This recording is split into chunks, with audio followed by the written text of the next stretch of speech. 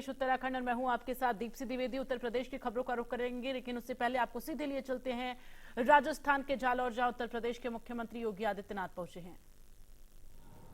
दत्त शरणानंद जी महाराज द्वारा लाखों गौ माता का संरक्षण करने का जो कार्य हो रहा है, भाइयों बहनों, उस कार्य ने इस पूरी धरा को देवताओं की भूमि बना दिया है, देवतुल्य बना दिया है और अवश्य उसका फल यहां प्राप्त होता है।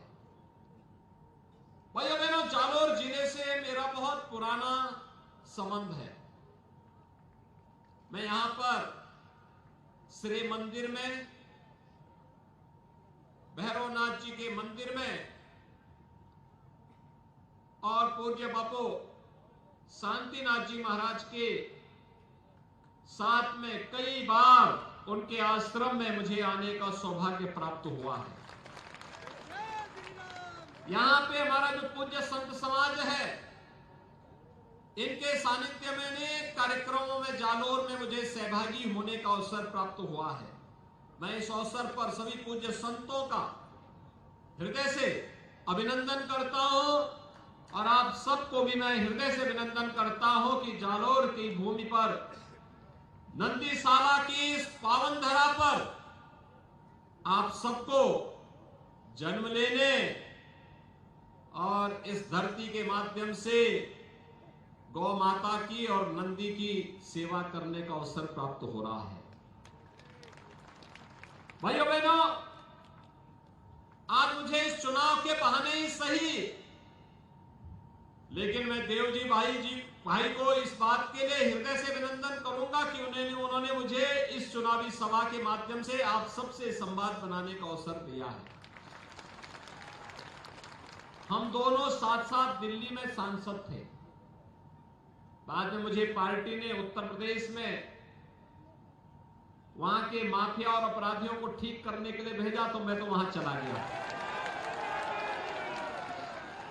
लेकिन भाइयों बहनों,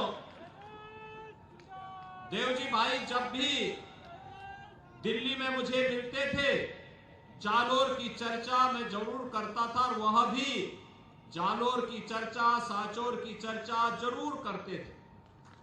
और आज ये मेरा सौभाग्य है कि मुझे उनके इस विधानसभा चुनाव में आपके साथ और सांचौर की जनता के साथ संवाद बनाने का अवसर प्राप्त हो रहा है। भाइयों बहनों, ये चुनाव मात्र चुनाव नहीं है, राजस्थान के साथ साथ हमारे देश के भविष्य को बदलने वाला चुनाव है।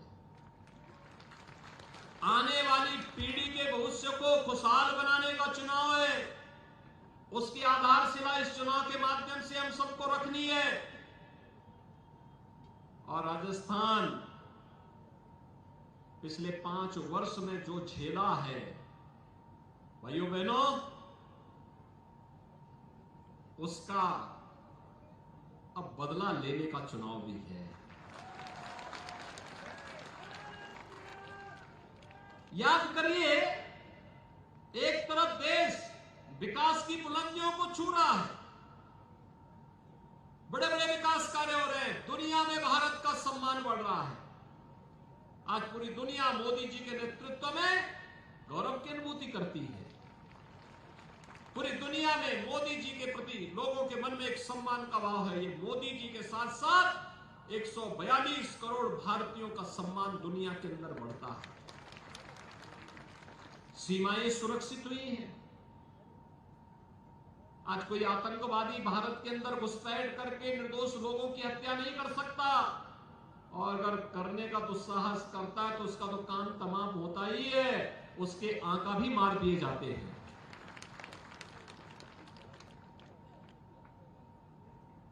आज भारत के अंदर बड़े बड़े विकास के कार्य हो रहे हैं। Highway, railway, airport, AIIMS, 1 district 1 medical college, IIT, IIM, हर घर नल की योजना के लिए पैसा, ये सब मोदी जी दे रहे हैं। लेकिन अभी मैं आ रहा था, राजस्थान में वो पैसा कुछ चंद कांग्रेस नेताओं की जेब में चला जाता है। भाइयों बहनों, सड़कों पे गड्ढे हैं। जब यहां पे बाढ़ की अतिवृष्टि से लोगों को नुकसान होता है तो मुख्यमंत्री जी जयपुर के बाहर नहीं निकलते, कांग्रेसी नेता पिकनिक मनाने के लिए कहीं और जगह घूमते रहते हैं। उनको जनता जनार्दन की सुध नहीं रहती। भारत विकास की बुलंदियों को छू रहा है और भारतीय जनता पार्टी शासित सभी राज्य विकास की बुलंदियों को छू रहे हैं। लेकिन भाइयों बहनों, राजस्थान हर मामले में पिछड़ता जा रहा है, विकास में पीछे, गरीबों को योजना देने में पीछे, आस्था का सम्मान करने में पीछे, गौ तस्करी रोकने में पीछे, बहन बेटियों पर होने वाले अत्याचार को रोकने में पीछे, विकास में आगे नहीं है। आज नंबर 1 पर जब चर्चा होती है भाइयों बहनों, तो राजस्थान में इस बात की चर्चा होती है कि भाइयों बहनों, जो राजस्थान कभी अपने शौर्य और पराक्रम के लिए, अपनी भक्ति और शक्ति के लिए जाना जाता था, आज उसी राजस्थान में जब हम चर्चा करते हैं तो राजस्थान आज अगर किसी मामले में आगे दिखाई दे रहा है तो अपराध में नंबर 1 पर है, भ्रष्टाचार में नंबर 1 पर है, साइबर क्राइम में नंबर 1 पर है, गौ तस्करी में नंबर 1 पर है और गरीबों की योजनाओं को हड़पने में भी नंबर 1 पर आ गया है। भाइयों बहनों, अगर कांग्रेस ने सचमुच विकास कराया होता तो पिछले 9 वर्ष के अंदर मोदी जी को जितनी मेहनत करनी पड़ी, इतनी मेहनत करने की आवश्यकता नहीं पड़ती। मोदी जी ने तो 9 वर्ष में 12 करोड़ गरीबों के घर में शौचालय बना दिए, 4 करोड़ गरीबों को प्रधानमंत्री आवास योजना दे दी, 12 करोड़ किसानों को प्रधानमंत्री किसान सम्मान निधि का पैसा दे दिया, 4 करोड़ गरीबों को निःशुल्क बिजली के कनेक्शन दे दिए, 9 करोड़ 60 लाख गरीबों को रसोई गैस के फ्री के कनेक्शन उपलब्ध करवा दिए, 50 करोड़ गरीबों को 5 लाख रुपए का आयुष्मान भारत का सौगात दे दी। और भाइयों बहनों, संकट का जो साथी होता है वही सच्चा साथी होता है। और मोदी जी ने, आपने देखा होगा, कोरोना कालखंड में जब लोग अपने सगे भाग रहे थे तब मोदी जी पहला काम उन्होंने वैक्सीन दिया देश को बचाने के लिए, भारत की 142 करोड़ लोगों को बचाने के लिए वैक्सीन, और साथ साथ कोई भूखों न मरे इसके लिए 80 करोड़ लोगों को फ्री में राशन की सुविधा के सौगात। दुनिया के अंदर कहीं नहीं मिला। याद करिए, 1947 में भारत से ही अलग हुआ था पाकिस्तान। आज वहां पर 1 किलो आटा के लिए कैसे लोग लड़ते हैं, 1 किलो आटा नहीं मिल रहा है और मोदी जी 3.5 वर्ष से फ्री में 80 करोड़ लोगों को 5 किलो हर महीने राशन की सुविधा का लाभ दे रहे हैं। आगे 5 साल तक देंगे। और इसीलिए हम लोग आए हैं आज आपका आह्वान करने के लिए कि भाइयों बहनों, एक तरफ देश का सम्मान बढ़ाने वाली मोदी सरकार, एक और विकास के बड़े बड़े कार्य करने वाली भारतीय जनता पार्टी की सरकार, एक तरफ गरीबों का कल्याण करने वाली भारतीय जनता पार्टी की सरकार और एक और भारतीय जनता पार्टी की सरकार के द्वारा किए जा रहे सभी कार्य। पिछले 5 वर्ष राजस्थान के बड़े कष्टमय रहे।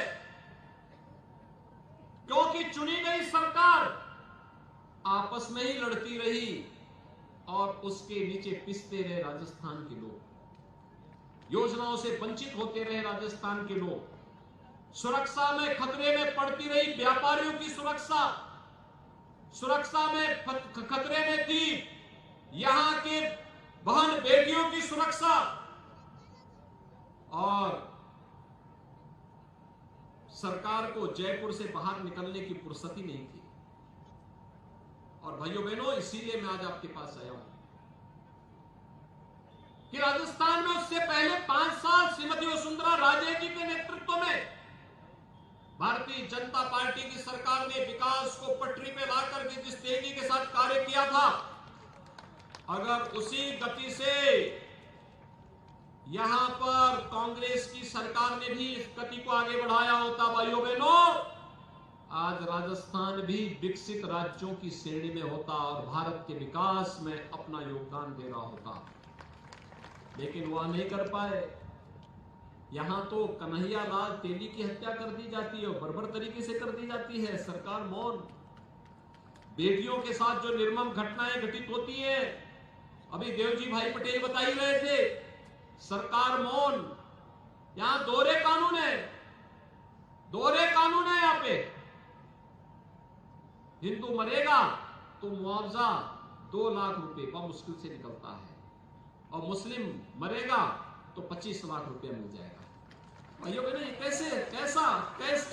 कैसी सरकार, ये भेदभाव करने वाली सरकार। और इसलिए भाइयों बहनों, मैं आपके सामने आया हूं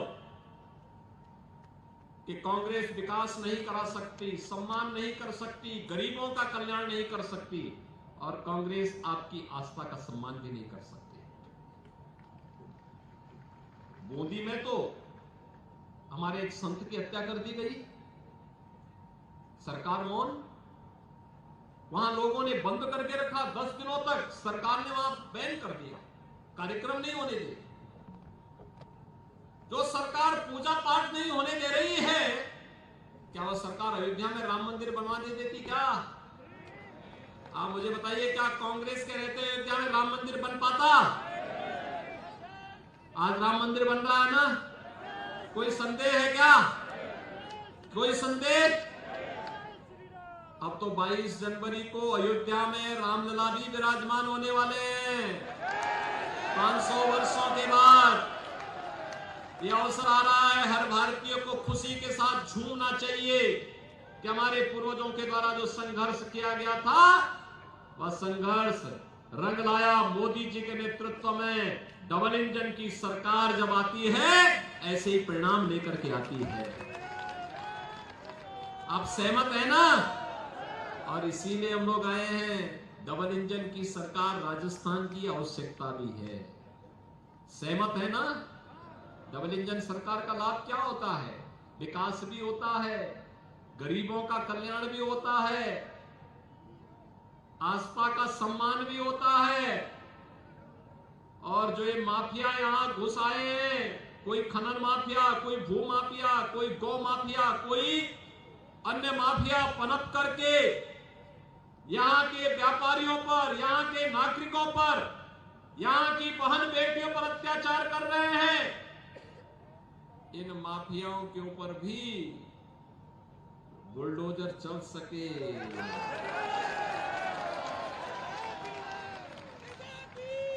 सहमत है ना? ये काम डबल इंजन सरकार ही करेगी। सहमत है ना? और उसी के लिए आज आपका आह्वान करने के लिए मैं आया हूं कि भाइयों बहनों, भारतीय जनता पार्टी की सरकार लाइए। भारतीय जनता पार्टी की सरकार सुरक्षा भी देगी, सम्मान भी देगी, सुशासन भी देगी, और राजस्थान को विकास की एक नई समृद्धि के मार्ग पर अग्रसर करते हुए देश के विकसित राज्यों की श्रेणी में खड़ा करने में अपना योगदान भी देगी। इसी में राजस्थान का सम्मान है, इसी में देश का सम्मान है, और इसी का आह्वान करने के लिए आया हूं। भाइयों बहनों, 25 नवंबर को चुनाव है और सांचौर विधानसभा क्षेत्र से देवजी भाई पटेल भारी बहुमत से जीते। इसकी अपील करने के लिए आया हूं। भाइयों बहनों, मैं आपसे यह भी अपील करने के लिए आया हूं, कांग्रेस की साजिश से मेरी दो अपील है। एक, अगर भ्रष्टाचार में लिप्त, आस्था के साथ खिलवाड़ करने वाले, बेटियों की, बहनों की, व्यापारियों की सुरक्षा में सेंध लगाने वाले तत्व को अगर कोई समर्थन करेगा तो याद रखना, उसके पाप से भी वंचित नहीं रहेगा। क्योंकि व्यक्ति जैसा करेगा वैसा भरेगा, तो गलत नहीं चुनना है। दूसरा, यह भी बात ध्यान रखना कि कांग्रेस ने यहां पर कुछ वोट कटुआ भी चुनाव मैदान में उतारे हैं, जो वोट काटेंगे। अपना वोट भी खराब नहीं करना है, नहीं खराब करना है। पार्टी ने बहुत अवसर दे दिया, हो गया। अब चुनाव में केवल भाजपा को हमें समर्थन करना है, राष्ट्रवाद के लिए, देश के लिए, आने वाले समय के भविष्य के लिए, युवाओं के लिए, अन्नदाता किसानों के लिए, व्यापारियों की सुरक्षा के लिए, बहन और बेटियों को एक सुरक्षित माहौल देने के लिए और आस्था का सम्मान करने के लिए। सब सहमत है ना? और भाइयों बहनों, इसी के लिए मैं आया हूं। आप 25 नवंबर को देवजी भाई पटेल को कमल चुनाव चिन्ह पर चुनाव जिता करके भेजिए। सब सहमत हैं? सभी लोग सहमत हैं? भाइयों बहनों, एक बार दोनों हाथ लाकर मुझे बताओ, आश्वस्त करो कि आप लोग के काम करेंगे, क्योंकि मैं उसकी अगली पंक्ति बोलने वाला हूं। फिर आप अगर सहमत हैं और देवजी भाई पटेल यहां से चुनाव जीत करके जाते हैं, राजस्थान में भारतीय जनता पार्टी की सरकार बनती है, तो देवजी भाई पटेल से मैं कहूंगा कि जनता जनार्दन का आशीर्वाद आपको है, और इस जनता जनार्दन को अयोध्या में भगवान राम का दर्शन करा करके आशीर्वाद दिलाने की जिम्मेदारी उनकी होगी। सहमत है ना? सभी लोग सहमत हैं? तो भाइयों बहनों, इस संकल्प के साथ 25 नवंबर को देवजी भाई पटेल को कमल चुनाव चिन्ह पर भारी बहुमत से विजयी बनाने की अपील करते हुए मैं अपनी वाणी को देता हूं विराम। जय जय श्री राम, जय जय श्री राम, जय जय श्री राम, जय जय श्री राम, योगी जी को जय श्री राम।